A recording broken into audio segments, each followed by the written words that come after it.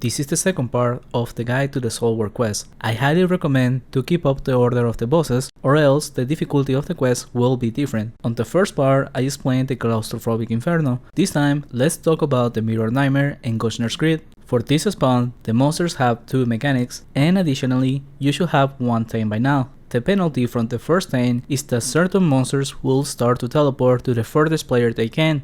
And for this place, that monster is the Many Faces, which also has the special mechanic of this spawn that gives him a chance of hitting criticals. But the density of Many Faces is not as much as the other spawns, because on this one there is another monster with a special mechanic, the Mirrored Apparitions. These monsters in their neutral forms will attack from range and they don't do much damage, but once they get hit, they will turn into a vocation apparition. Depending on the attacker, the chances will be higher for that specific vocation, but they can still turn on any of the 4 vocations.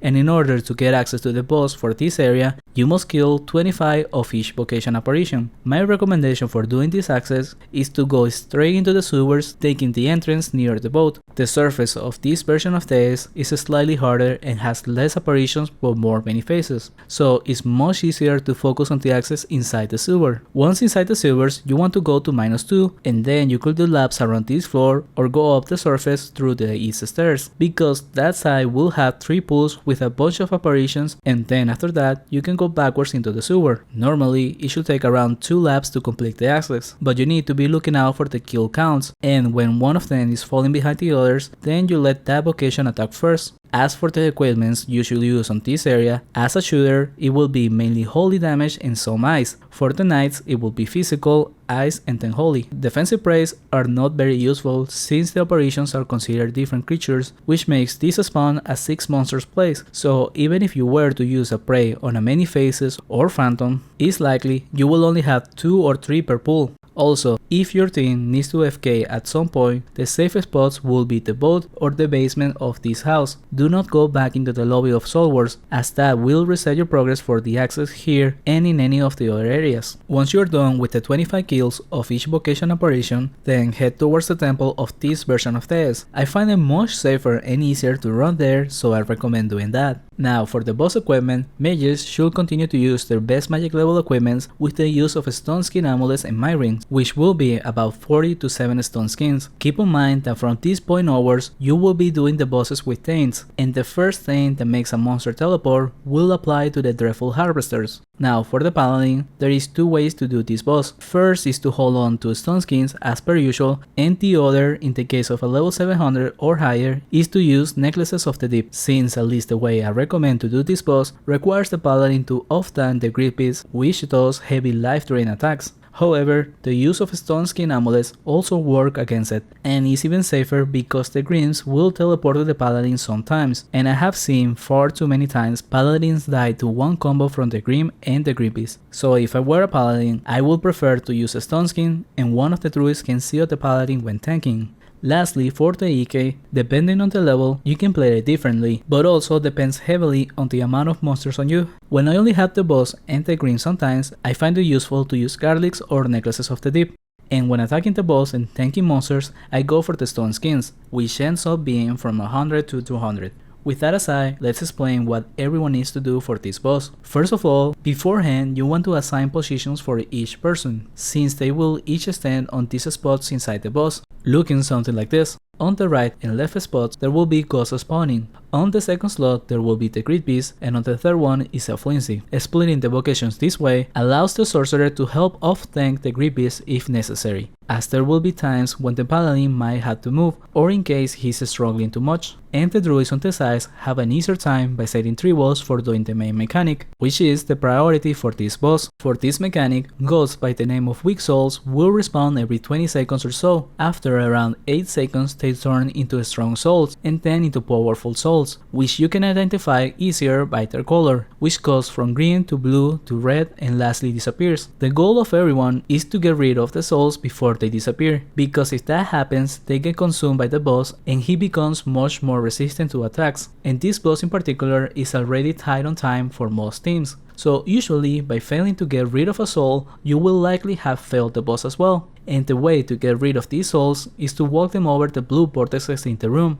These will alternate on and off, so the strategy for this is for each side of the room to use the vortex on their side. Mostly these two for the left and these two for the right. Sometimes they both might be off, but wait a few seconds and one of them will turn on. Then go and walk the ghost over it. But if it is already on green, then just go towards any vortex you see turn on, because it is that important to get rid of them. That is the main goal throughout the entire fight. Additionally, that's also how you get rid of the Soul Snatcher. This flimsy is there just to annoy and do damage, so the sorcerer gets rid of it with only this vortex. There is no need to panic over getting rid of it since he doesn't affect the boss, but since the damage can get high sometimes, the sorcerer still gets rid of it. Just make sure to prioritize the vortex for the ghost first, which is why the druids are recommended to be on the sides, since putting the 3 walls near this vortex makes it easier to walk the ghost through. Just remember to keep calm and ask for help if needed, since the green will be teleporting towards the sides the most, and that makes it harder sometimes to walk the ghost over the vortex. In this case, whenever a green teleports off the EK, then the person with it should move a bit to the north. Then the EK is whisked by and rests it off. Now for the second mechanic, which is also very important, the grippies. This bomb-beast creature spawns around every 15 seconds. Whenever it is alive, all the shooters must attack it with STs or waves. These will also continue to get rid of the ghosts they might get. After killing 5 grippies, then the boss will teleport to the northwest and becomes attackable, but also at the same time a soul sphere appears on the opposite side, moving up a square every 2 seconds. During this phase, you want to have the druid on the right side, focusing on attacking the sphere with STs and spells, because if it reaches to where the boss is, then it will heal the boss to full, and by then you will have failed the boss. So it is important to kill it every time. Once it gets close enough to the boss, you can have the sorcerer and the druid wave both the sphere and the boss to get some extra damage on the boss as well as the sphere, but do not take any chances and make sure it dies before 2 squares away from the boss. However, as you can see, even during this phase, the monsters continue to respawn, so the priority is still to get rid of the ghosts. The only thing that changes is that you don't want to kill the grippies while the boss is attackable. During this, the paladin should tank it for a bit, and then when the sphere is around the middle, bring the beast to the EK so that he and the druid from the left side can hit it with their spells while also hitting the boss.